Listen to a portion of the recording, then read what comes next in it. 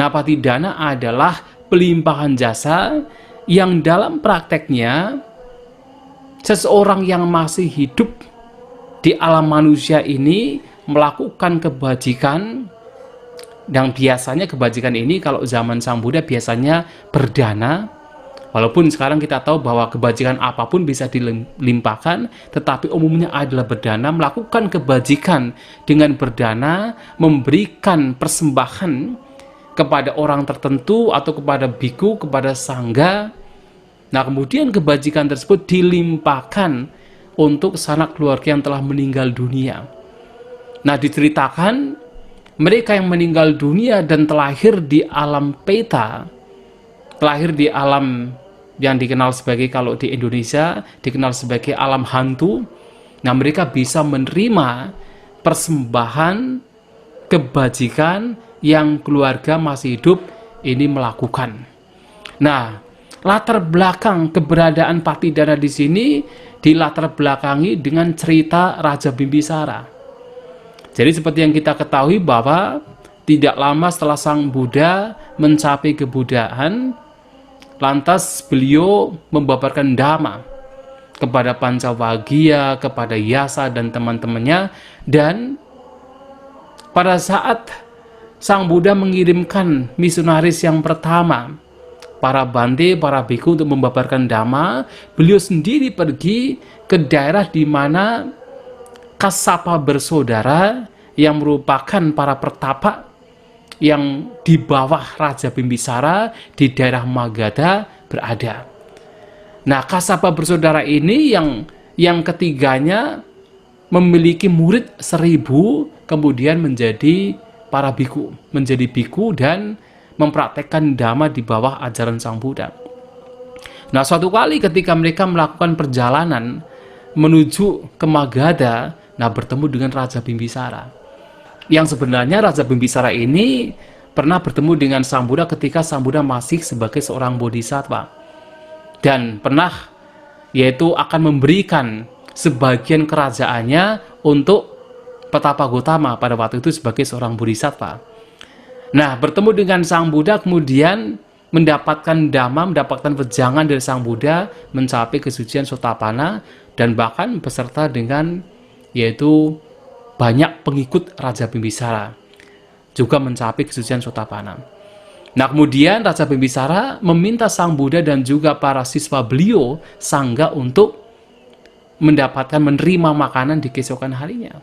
Nah, Sang Buddha datang ke kerajaan. Nah, pada waktu itu, pada waktu Raja Bimbisara ini memberikan makanan, sebenarnya ada banyak makhluk peta, makhluk yang terlahir di alam peta, yang dulu pernah menjadi kerabat Raja Bimbisara yang sudah menunggu bahwasanya nanti ketika Raja Bimbisara memberikan dana makan kepada Sang Buddha dan juga para siswa Sang Buddha, raja ini akan melimpahkan jasa kebajikannya untuk mereka. Tetapi pada waktu itu ternyata tidak. Raja Bimbisara tidak berpikir tentang makhluk-makhluk peta, tentang kerabatnya, leluhurnya sudah meninggal. Nah, pada saat memberikan makanan, bahkan Raja Bimbisara ini berpikir tentang tempat yang cocok bagi Sang Buddha dan para siswanya. Jadi tidak berpikir bahwa persembahan makanan ini dilimpahkan untuk mereka yang telah meninggal dunia. Nah, pada saat itu terjadi dan tidak terpikir untuk melimpahkan jasa kebajikan untuk makhluk-makhluk peta, kerabat yang telah meninggal dunia, nah kemudian para peta ini menjadi marah, tidak suka dengan Raja Bimbisara. Dan di malam harinya dikatakan peta-peta ini di tembok-tembok kerajaan, jadi di luar tembok kerajaan, mereka membuat suara gaduh, membuat suara yang mengerikan. Nah, yang mendengar hanya Raja Bimbisara saja. Nah, karena ketakutan, besok paginya menceritakan kejadian tersebut kepada Sang Buddha.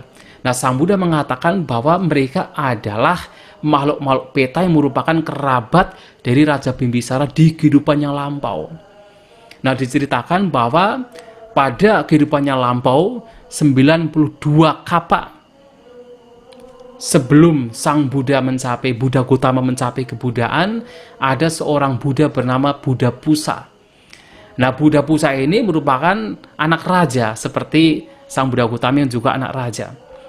Nah, menjadi Buddha, nah rajanya ini, ayahanda dari Buddha Pusa ini sangat pelit.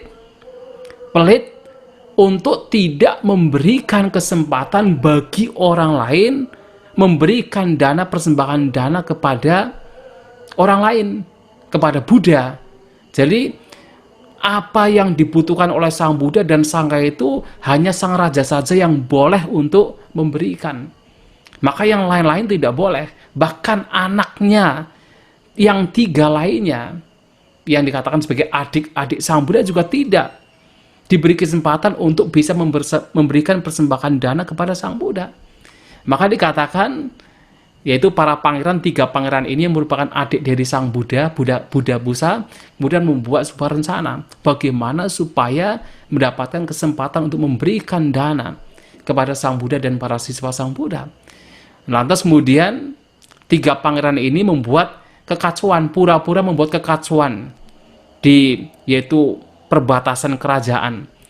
Nah, oleh sang raja diminta untuk mendamaikan kekacauan tersebut, untuk meredam kekacauan tersebut. Tetapi 3 pangeran ini mengatakan, kami akan mendamaikan yaitu kekacauan tersebut, meredakan kekacauan tersebut, tetapi ada permintaan. Kalau bisa meredam, ada permintaan, boleh tidak kami memberikan persembahan dana makanan kepada Sang Buddha dan para siswa beliau selama 7 tahun. Oleh rajanya tidak boleh. Kemudian mereka bargaining, akhirnya diperbolehkan memberikan dana makanan selama 3 bulan ketika Sang Buddha Pusa dan para siswa Sang Buddha, yaitu Sangha, sedang melakukan masa wasa. Seperti sekarang yang sedang kita lakukan, para Bante sedang melakukan atau sedang menghabiskan masa wasa. Nah, kemudian setelah mereka mampu meredakan yaitu kekacauan yang sebenarnya mereka buat sendiri, akhirnya mereka mempunyai kesempatan untuk memberikan persembahan dana makanan kepada Sang Buddha dan para siswanya. Nah, dalam perjalanan memberikan dana makan selama 3 bulan ini, ada orang-orang yang sebenarnya tidak baik, yang punya perilaku yang buruk, juga ikut berada di sana, ikut pura-pura untuk mempersembahkan dana makan. Mereka bekerja di sana pura-pura, tetapi mereka justru mencuri makanan, mencuri dana makanan yang seharusnya dipersembahkan untuk Sang Buddha dan para siswanya. Tetapi dalam persembahan dana makan yang 3 bulan ini juga tidak ada masalah. Tetapi ada beberapa orang yang demikian melakukan kejahatan demikian, mencuri makanan yang seharusnya dipersembahkan untuk Sang Buddha dan Sangha. Nah, sebagai akibatnya, mereka selama berkalpa-kalpa dikatakan terlahir di alam neraka. Nah, kemudian pada zaman yaitu Buddha Kasapa, jadi sebelum Sang Buddha Gautama ada Buddha Kasapa, mereka terlahir sebagai peta. Nah, mereka melihat sendiri, oh ternyata kalau terlahir sebagai peta, kalau keluarga dari peta itu melakukan kebajikan, kemudian dilimpahkan kepada peta, peta itu mendapatkan kebahagiaan. Bahkan ada yang kemudian terlahir di alam surga. Lantas mereka mendatangi yaitu Buddha Kasapa dan bertanya, apakah kami juga bisa mendapatkan patidana, mendapatkan pelimpahan jasa dari keluarga kami? Nah, Buddha Kasapa mengatakan, oh bisa, tetapi tidak sekarang. Nanti suatu saat ketika di masa mendatang, ada muncul seorang Buddha bernama Buddha Gautama, ada salah satu kerabat, yaitu Raja Bimbisara yang nanti akan memberikan patidana kepada kalian semua. Nah, kalian bisa mendapatkan kebahagiaan karena patidana tersebut. Nah, kemudian mereka tunggu, mereka berpikir bahwa wah, walaupun sebenarnya rentang waktu pada zaman Buddha Kasapa dengan Buddha Gautama itu sangat lama, karena Buddha Kasapa ini mempunyai umur sebagai manusia itu dikatakan sampai 20.000 tahun umurnya. Dan itu rentang waktunya dengan manusia berumur rata-rata 100 tahun pada zaman Buddha Gautama itu sangat lama.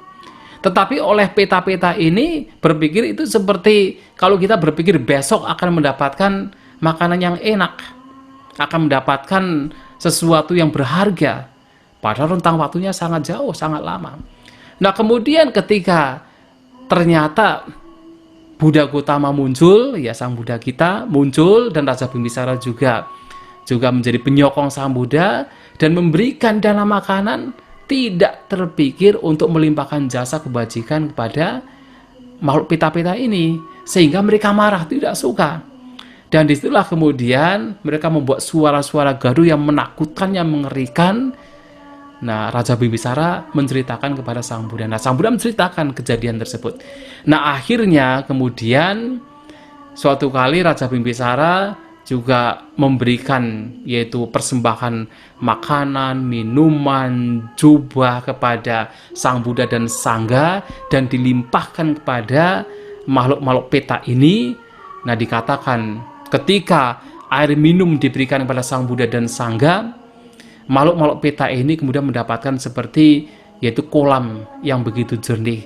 Nah, dengan kekuatan, kemampuan, kesaktian sang Buddha, makhluk-makhluk peta yang berada di tembok-tembok istana ini kelihatan oleh orang-orang yang berada di situ. Mereka melihat bagaimana makhluk peta yang kurus kering, yang tidak terurus, yang menderita, begitu dilimpahi jasa oleh Raja Bimbisara ketika mempersembahkan minuman kepada sang Buddha dan Sangga, mereka mendapatkan kolam air. Ketika Bimbisara ini mempersembahkan makanan, juga makanan yang mewah juga tersedia untuk para pita ini, dan dikatakan mereka terlahir di alam surga karena hal itulah. Nah, itulah yang menjadi latar belakang mengapa Patidana ini dianjurkan oleh sang Buddha, dianjurkan oleh yaitu Dhamma, sehingga di sini Patidana memang sesuatu yang dipraktikkan oleh negara-negara Buddhis.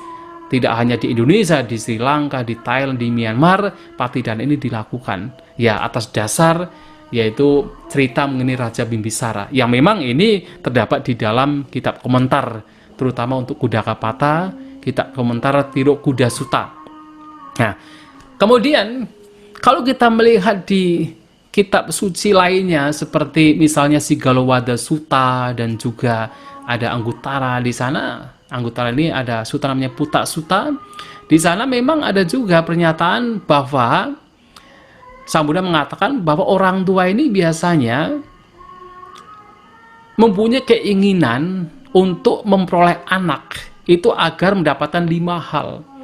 Yang salah satunya adalah petanang kalangkatanang dakinang anupadasati. Jadi berharap bahwa nanti anaknya ini akan memberikan persembahan yang ditunjukkan untuk makhluk peta, artinya mereka. Jadi setelah mereka meninggal, nanti anak-anaknya ini melakukan patidana, dengan kata lain melakukan patidana. Nah, ini diberikan, ya sang Buddha mengatakan di dalam Sigalowada Sutta dan juga di dalam Putta Sutta, sehingga di sini patidana menjadi sebuah hal yang sudah dipraktekkan secara ya generasi ke generasi oleh umat Buddha sejak zaman dulu. Kalau kita mengacu pada kitab komentar Tiruk Kuda Sutta, ya sudah sejak zaman sang Buddha patidana ini dilakukan. Nah, tetapi Bapak Ibu saudara-saudari sekalian, yang menjadi pertanyaan adalah persembahan kepada leluhur. Karena sekarang kita mempunyai yaitu 2 tradisi, karena kita juga dipengaruhi oleh tradisi, kalau di Jawa, tradisi Jawa, kemudian di Chinese, ya di China juga tradisi Chinese, yang mana ketika kita melakukan patidana, kita juga tidak lupa memberikan persembahan berupa sesajian, itu persembahan kepada leluhur. Jadi kalau ada cempeng, ada ulambana, itu biasanya ada persembahan kepada leluhur berupa makanan, berupa sesajian. Nah, pertanyaannya adalah apakah persembahan kepada leluhur ini sesuai dengan ajaran sang Buddha atau tidak? Karena biasanya yang dilakukan adalah patidana. Patidana adalah dengan kita melakukan kebajikan yang kemudian dipersembahkan, diatasnamakan kepada leluhur. Nah, sementara untuk sesajian, persembahan kepada leluhur berupa sesajian, ini sesuai dengan ajaran sang Buddha atau tidak? Nah, dalam hal ini Bapak Ibu saudara-saudari sekalian, tentu ini masih sangat sesuai dengan ajaran sang Buddha. Jadi ada satu sutanya, ada satu sutta yang bisa kita peroleh di dalam Janusoni Sutta, itu di dalam Majjhima Nikaya. Nah, dalam sutta tersebut sebenarnya ada seorang Brahmana bernama Janusoni. Nah, Brahmana ini datang pada Sang Buddha dan mengatakan dalam bahasa Pali ya, Danali dema sadani karoma. Kami para Brahmana ini suka atau biasa memberikan dana, memberikan persembahan. Sadani karoma, dan kami juga selalu melakukan sada. Nah, sada nanti kan kita jelaskan. Kemudian ketika melakukan itu kami berpikir, idang danang petanang nyati salohitanang upakapatu, idang danang petak nyati salohita paribunjantu. Jadi kami berpikir semoga persembahan ini, pemberian ini, idang danang juga melimpah kepada kerabat keluarga yang telah meninggal dunia, kepada leluhur. Dan semoga mereka, kerabat keluarga yang telah meninggal dunia, menikmati persembahan ini. Nah, kemudian kita harus tahu yang dimaksud dalam persembahan ini itu apa. Nah, para Brahmana ini sebenarnya punya tradisi. Punya tradisi yang disebut sebagai sadha. Maka sadhani karoma. Dalam bahasa Pali, sadhani karoma dari kata sraddha. Nah, dalam ajaran Brahmana, bahasa Sanskerta, sadha ini adalah sraddha.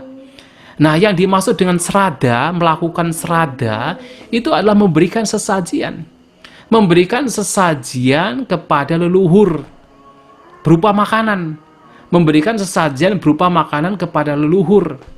Sehingga pertanyaannya adalah apakah sesajian ini itu bisa diterima oleh leluhur atau tidak. Nah, ketika mereka melakukan sraddha, kalau di Jawa itu ada upacara namanya nyadran, itu juga sama, juga memberikan sesajian untuk leluhur, nyadran. Nah, kemudian dalam ajaran Brahmanisme, ya dalam ajaran Hindu itu ada namanya sraddha. Nah, apakah persembahan sesajian ini bisa diterima oleh leluhur atau tidak? Ini pertanyaan yang diberikan Brahmana Janusoni kepada Sang Buddha.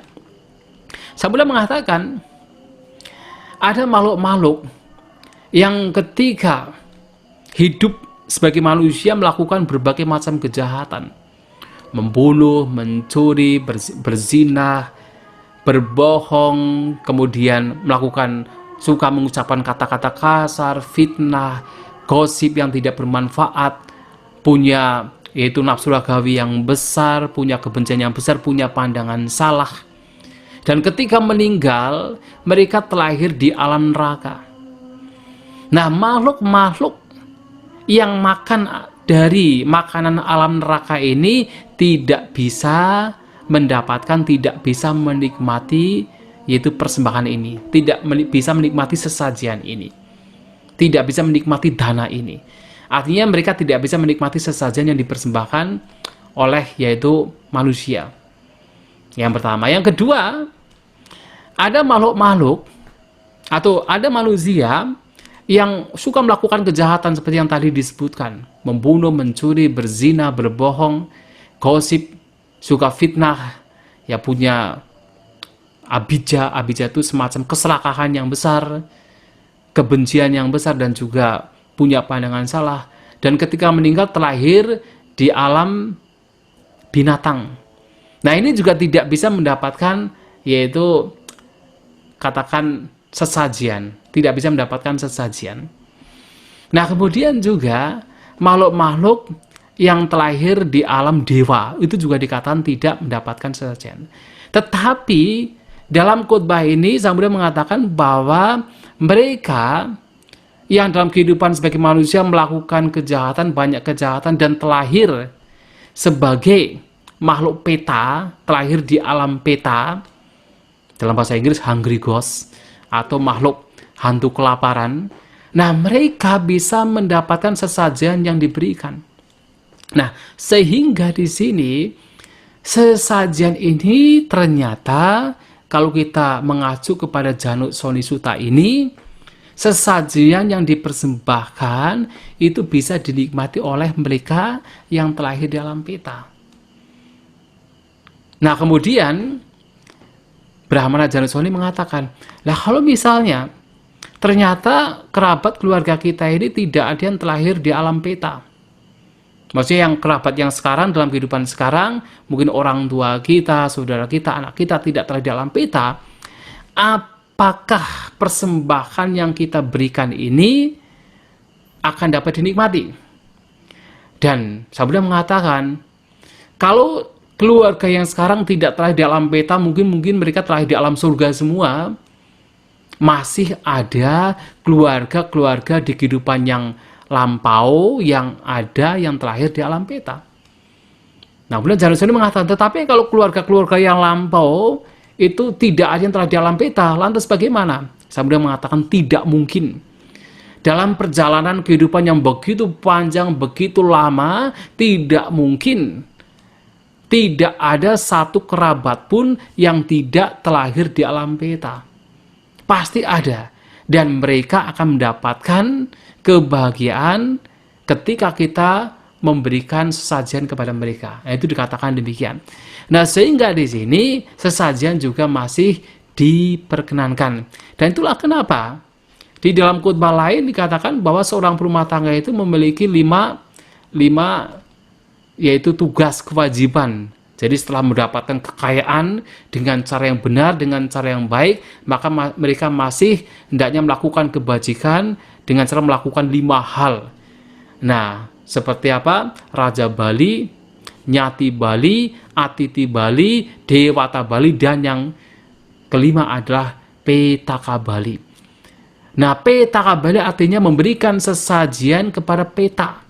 Memberikan sesajian kepada mereka leluhur atau sanak keluarga kita yang telah meninggal dunia. Dan ternyata sesajian di sini bisa dinikmati oleh mereka. Kita tidak tahu bagaimana mereka menikmati, mungkin harumnya atau bagaimana, atau sarinya atau bagaimana, tetapi mereka dikatakan menikmati sesajian yang dipersembahkan. Nah, oleh sebab itu sebenarnya patidana itu sangat baik. Karena patidana itu artinya mengajak terutama mereka makhluk peta untuk ikut berbahagia dengan kebajikan kita. Dan yang kedua, memberikan sesajian juga itu baik, karena itu juga memberikan makanan kepada mereka. Dikatakan demikian.